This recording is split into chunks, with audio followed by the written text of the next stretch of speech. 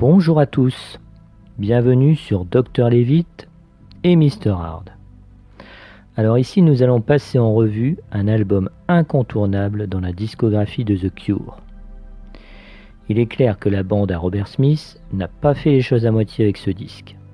Imaginez un peu, quelque temps auparavant, Nirvana explosait littéralement avec un tube énorme intitulé Smell Like Teen Spirit. Ajoutez à cela, en face, les pointures du heavy metal tels que Metallica avec leur fameux Black Album, ou les hard rockers éméchés tels que Guns N' Roses avec les deux Use Your Illusion. Bref, en avril 1992, Cure, et je dis bien Cure, parce que le The avait disparu à cette époque-là, arrive tout de même à se frayer un passage en arrivant en tête des ventes.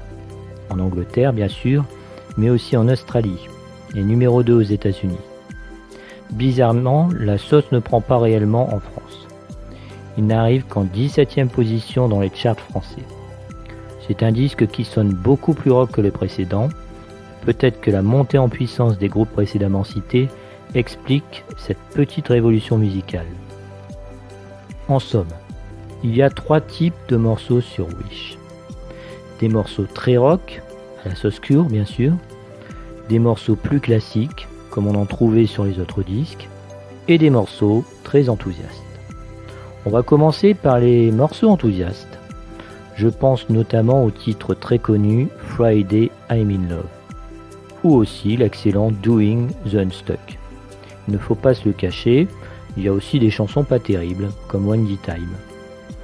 Maintenant pour les morceaux classiques, là il faut bien avouer que Cure s'en sort parfaitement bien dans ce qu'il sait faire de mieux. Les titres comme From the Edge of the Deep Green Sea, Trust, A Letter to Elise ou encore le superbe To Wish Impossible Things en sont le parfait exemple. Pour les morceaux rock ou noisy, il y a du bon et du moins bon. Cut par exemple est très ennuyeux.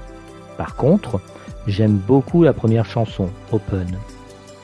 Ce sont des titres joués à 3 guitares, alors ça sonne vraiment très rock.